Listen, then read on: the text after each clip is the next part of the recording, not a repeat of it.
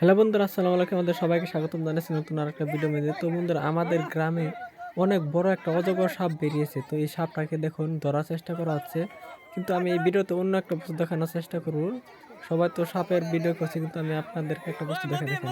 এই যে ছোট্ট ছেলেটাকে যে দেখতে পাচ্ছেন, এই ছোট্ট ছেলেটা মনে হচ্ছে যে একদম প্রফেশনাল সাপরে। তো সেভাবে সে এই এই সাপটাকে ধরছে, কিন্তু আসলে সত্যি কথা বলতে গেলে সে কোনো ধরনের সাপুরা না, একদম গ্রামের একটা ছেলে।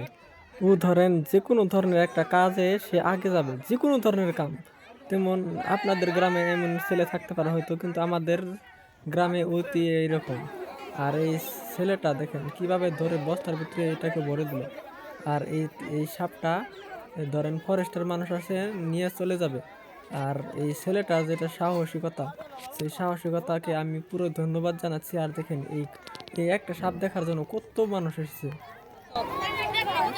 কি দেখ পারেছেন? ওই কি দেখবা, কি দেখবা গো, কি দেখ পারেছ?